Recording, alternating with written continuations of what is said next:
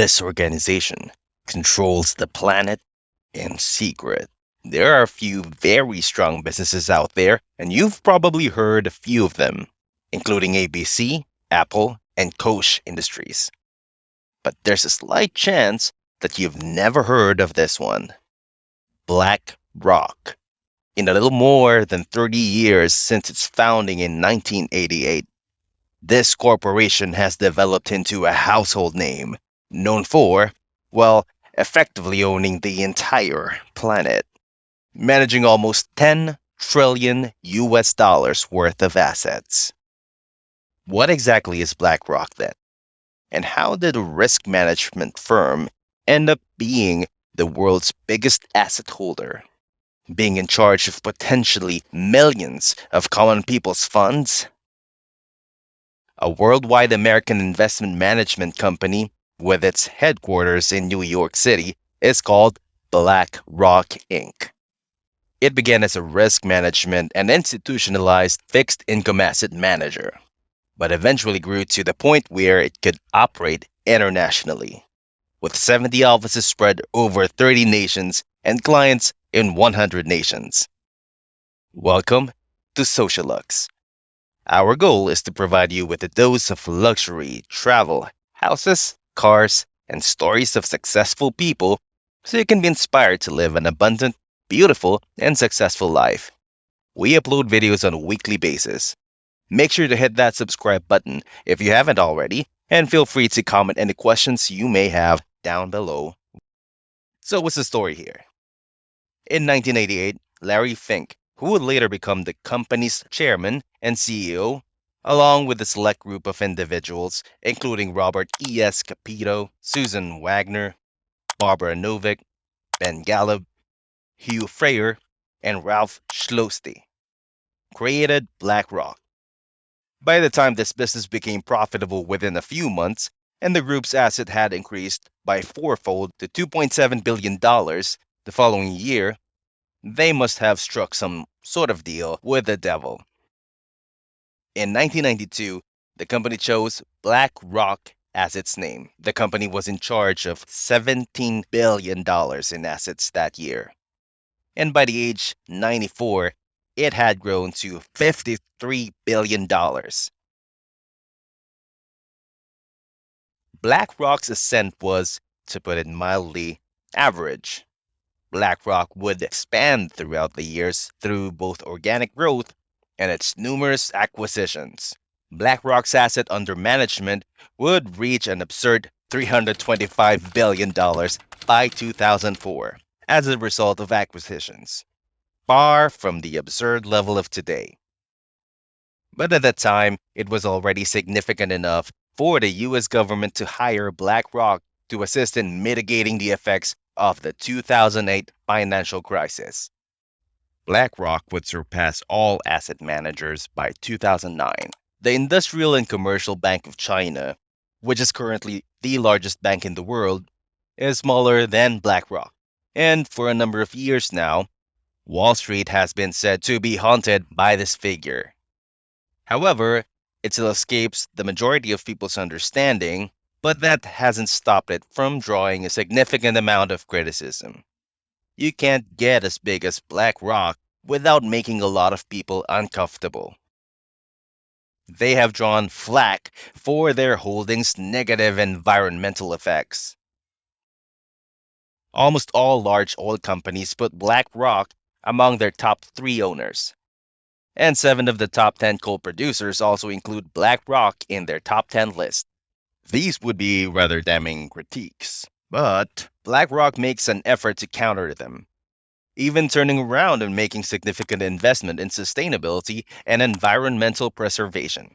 That's correct. Even justified objections can't stop this beast from growing. I truly mean it when I refer to it as a behemoth. BlackRock is in charge of managing assets totaling several trillion dollars, making 10% of all financial assets globally. Yet, its influence extends far beyond just purchasing and holding stocks and bonds. Large investors, including state funds, pension funds, insurance firms, central banks, and financial ministries receive advice from BlackRock. They use their extensive resources to invest in businesses all across the world. Almost everything in the financial world that BlackRock is not involved in some way. BlackRock operates out of its Midtown Manhattan headquarters and has connections all across the world. In addition to owning sizable positions in major US banks, BlackRock also holds sizable stakes in businesses on virtually every continent. Whether they are engaged in production of automobiles in Germany, iron ore mining in South America, or gold mining in Africa. So, how do they actually do it all? The financial industry is always evolving. It's unlikely that what worked a few years ago will work now. BlackRock, who is acutely aware of this, went ahead and created an immensely potent software platform to assist in dealing with these shifting tides. They gave it the name Aladdin. To conduct risk assessment for BlackRock's clients is Aladdin's responsibility.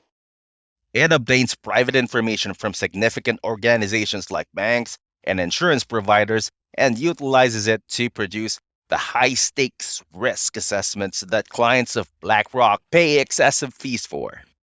A network of 5,000 computers called Aladdin is in charge of tracking millions of deals and examining the client's portfolios around the clock. Considering every possibility in detail and identifying potential problems with horrifying precision results in some extraordinarily accurate levels of risk assessments. Since this software is so common, it has essentially evolved into the brain of some of the biggest investing firms, and I doubt you've ever heard of it. Aladdin performs more than just risk analysis. For BlackRock, it offers much more though. This software essentially gives them access to private information from significant organizations like banks, pension funds, and insurance firms from throughout the world, giving them knowledge of how assets worth around $20 trillion are managed. Along with the enormous $10 trillion in assets it already manages, BlackRock has positioned itself in a comfortable position within the global economy, thanks to its access to such wealth and knowledge. Many of the largest European corporations in industries like energy, oil and gas, transportation, and food, the kind of things society needs to function, have shares in them and voting rights. You wouldn't believe how much more of a hold BlackRock has over society. But it holds bonds representing the nation's public debt. It controls a sizable number of people's pension money and also wields political influence. BlackRock is frequently consulted by central banks to audit common banks and provide management advice, serving as a consultant to entire nations. You're in a league of your own when the organization in charge of a nation's entire financial system has you on a quick dial.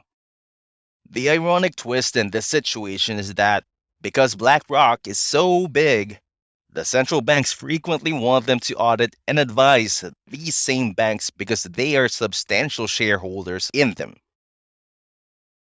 This implies that BlackRock is counseling the government on managing banks it currently owns while actually sitting on both sides of the table during these sessions. Even if that weren't the case, BlackRock will now have even more access to confidential and privileged information, which will only serve to increase their wealth. Who was the key person behind this juggernaut's creation? And how wealthy must he be right now? Larry Fink, a wealthy businessman, is the guy to thank or blame for the founding of BlackRock. Fink has a reputation for wanting more than he can afford. Additionally, as someone who is well versed in the markets, a potent combo, to put it mildly. Ironically, he wouldn't become the founder of such phenomenally successful company until his employers had suffered a devastating $100 million loss. At the age of 23, Fink began working on Wall Street, where he structured and traded bonds. In a decade, he rose up the ranks quickly and gained some notoriety for his role in creating the debt securitization market, which transformed the way loans were managed on Wall Street for better and ill. Larry believes that the rise to fame is just full of ironic twists. He not only invented one of the key instruments that caused the financial crisis, but he was also the same person the US Treasury hired to fix it. He would come to be known as a genuine investment genius. And at the age of 31, he broke the record for becoming the youngest managing director of First Boston, contributing to the company's bottom line by $1 billion. All things considered, Larry was a golden goose. At least he was, until he stopped being. For his firm, Larry would wind up losing $100 million, and he would quickly become a toxic asset who would be shunned and fired. He worked for 12 years, earning an absurd sum of money. Sounds like a perfect villain origin story, doesn't it? He would eventually assist in founding BlackRock and grow it into the titan it is today. Obviously, not without a few bumps in the road.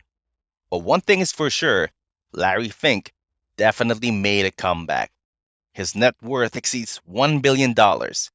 So even though BlackRock oversees assets valued at several trillion dollars and has a say in how the US government spends its money, we haven't covered all of its incredible power.